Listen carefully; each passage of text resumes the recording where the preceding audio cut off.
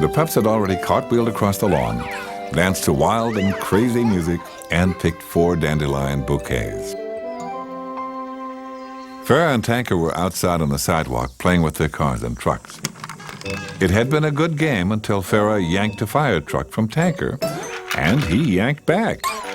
Farrah was very surprised, but Tanker told her he was using it. Then Farrah did something that wasn't very nice. She called Tanker a big, fat pup. Tanker was so shocked that he let go of the fire truck. Farrah was delighted and played with it. But Tanker just stood still. He couldn't believe that Farrah would say such a mean thing. At that moment, a sad thing happened. Tanker's heart broke. The tears started, and before Farrah realized something was wrong, he ran for the house. As he ran in the front door, Dilly asked if he wanted to make jusicles with her. But Tanker felt so disappointed in himself for being big, he didn't even hear her. Dilly scratched her head. Smudge came up behind him and asked if he wanted to sail boats in the pond at the park, but Tanker kept running. Outside, Smudge and Dilly found Farrah playing with a fire truck. They asked what was wrong with Tanker. Farrah just shrugged her shoulders. She didn't know. They did have a little disagreement over the fire truck and whose turn it was. Dilly wondered how they settled the fire truck problem. Farrah thought, and she told them, and she wasn't too happy admitting it. She had called him a big, fat pup. Dilly and Smudge both gasped at the same time. They couldn't believe it. Farrah said she didn't mean it, but she could tell they didn't believe her. As Farrah watched them hurry off, she realized a difficult thing. Calling Tanker a big fat pup was really mean. She hadn't planned on being mean. It just happened, as it does sometimes. It didn't feel nice at all to be mean, not even one little bit. Up in the bathroom, Tanker hid in the empty tub. Soon, no one would like him or want him around.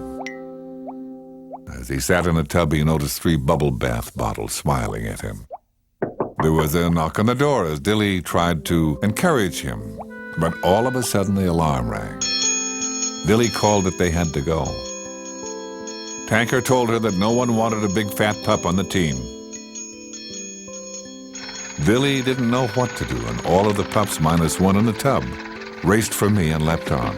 I waited for a minute, but the alarm bell rang again and we had to leave. Tanker heard my siren wail as we headed for the rescue.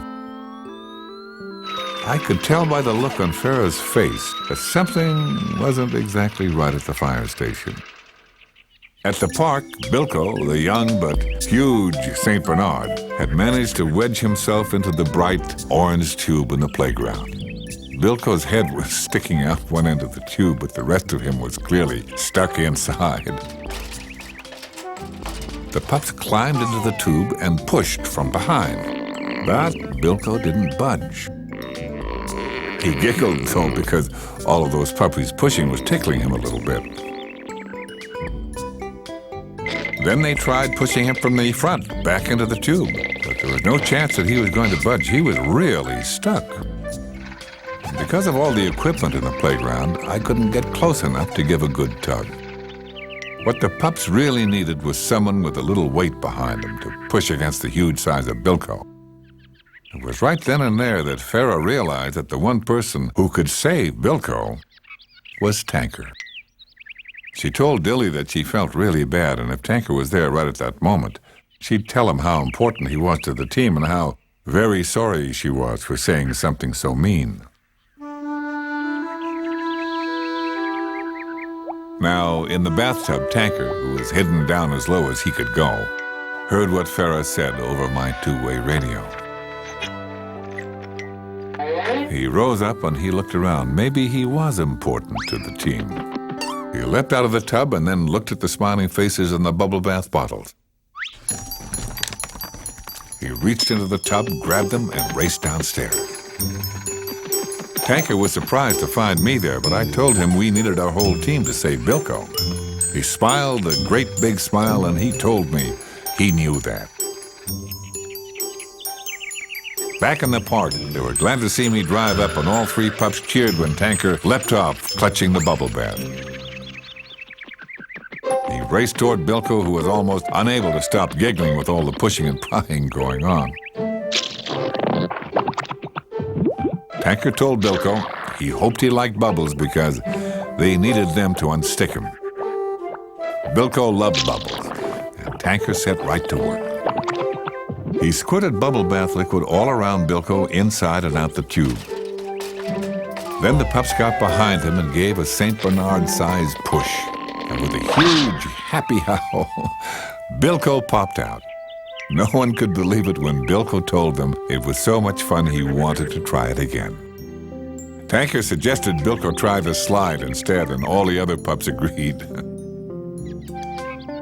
Bilko turned to Tanker and thanked him for setting him free.